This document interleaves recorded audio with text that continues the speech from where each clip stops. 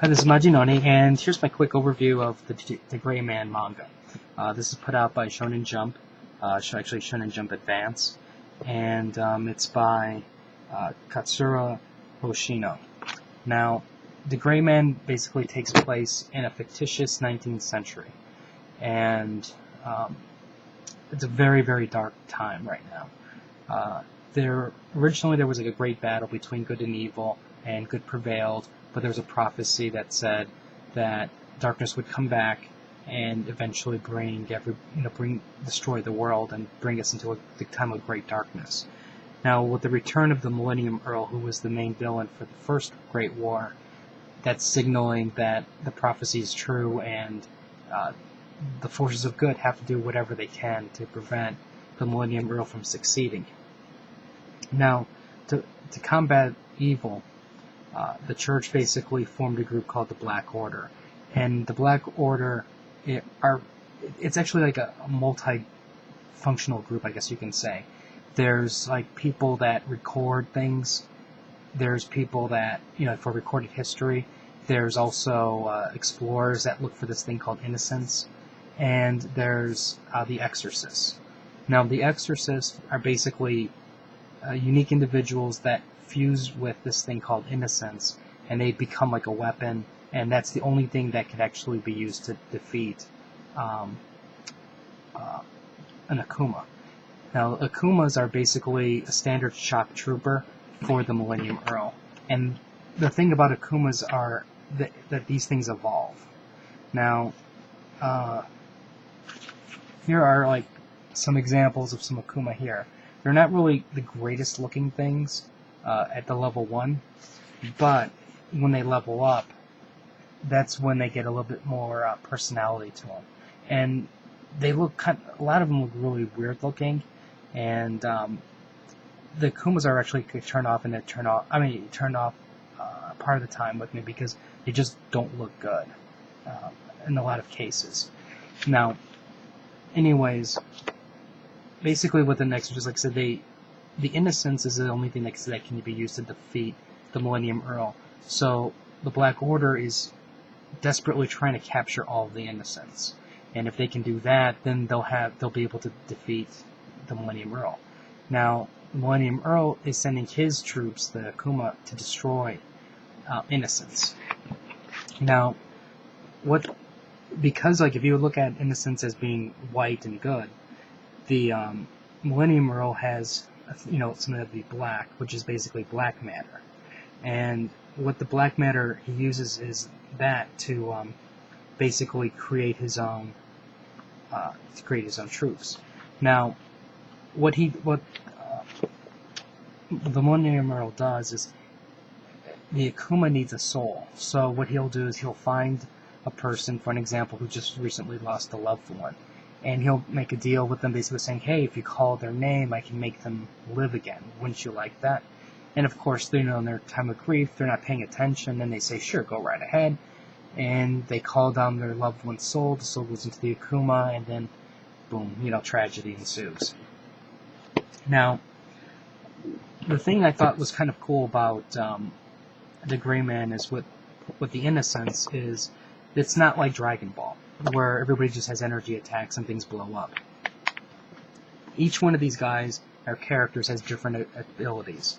Like, for an example, Alan Walker's the main character, and his thing basically is he can see into like a person's soul and see if they're an Akuma or not. The second thing is his hand. As you can see, it's a little kind of demonic looking, and it can do it kind of like turns into like a gigantic claw and a cannon. See, like, for an example, here's an example of the cannon part. Now,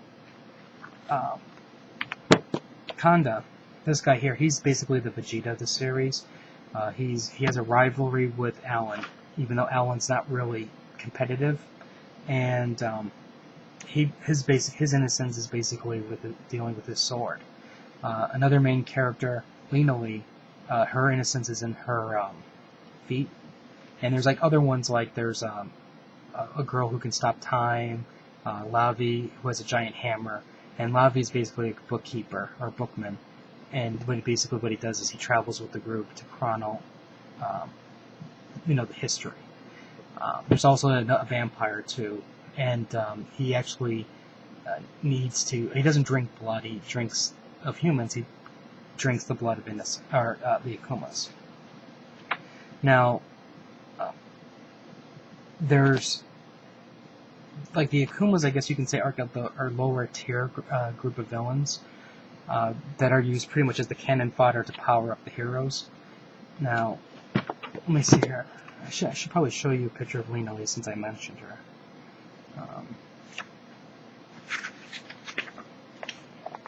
That's Lena Lee right here. Now, anyways, as I was saying, there's other groups of villains along the way, and what they do is there's like a group called the Noah family, and the Noah family is basically like a top tier villains that the heroes really need to power up in order to defeat them. Because for the most part, all the heroes can defeat the Akumas along the way. But one thing I did like about D.Gray-man is the Akumas actually reached a point where they actually became more powerful than the heroes. And the heroes really had to basically break down their innocence and reform their innocence. So this way they became much more stronger characters. Lena Lee and Alan really went through hell, basically, in order to power themselves up. Now, I think overall the artwork, it's kind of, it's not, I mean, it's manga style, but it's different. Like the way the faces look, for an example, the costumes, that's Alan with his claw here. And it just has it has a little bit different look. And to me, it's one of my appeals to why I've liked the series is because it looks a little bit different. But I know some people are kind of turned off by it. Now, later on, the art style does change a little bit. So, don't expect it to be just like this the whole time. I think this style here actually gave it a little bit more style, form. It set itself apart from, if you were to look at Naruto and Bleach, they look kind of similar in terms of the way things look. And this, you see a D.Gray-man manga, it's something a lot different. Now, the bad thing about D.Gray-man is the creator went through some health problems, and D.Gray-man's been delayed a lot for a long period of time. So basically, there was a huge stoppage of volumes. So it's now it seems to be going back on track again, and it's been on track for quite a while now.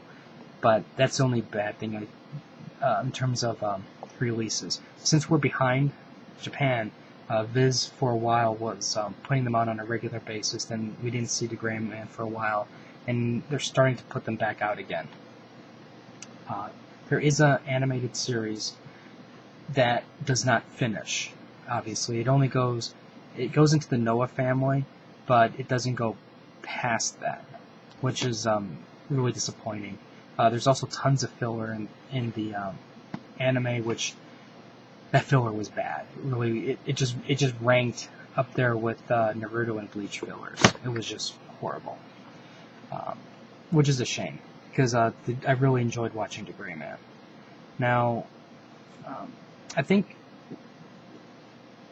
another thing that's really appealing to me with D.Gray-man is you do get a lot of unusual, like I mentioned earlier, a lot of unusual villains, a lot of personalities. Like you see here's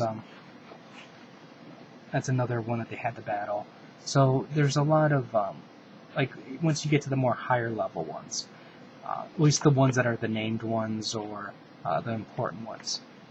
Eventually you get to there's certain level parts where they're this is an Akuma stage 4. Those are all the same looking, and which is a shame. Now, another thing I liked about D.Gray-man is they get their butts kicked all the time. It's nothing like Naruto, for an example, where Naruto just reaches in and he powers himself up and everybody's okay. D.Gray-man has lots of character death. Now, I mean, keep in mind, a lot of the character death are the lower end people who just show up for that one page where they die type thing. But if you look at the grand scheme of things, it's a huge battle that's going on, and there's a lot of casualties.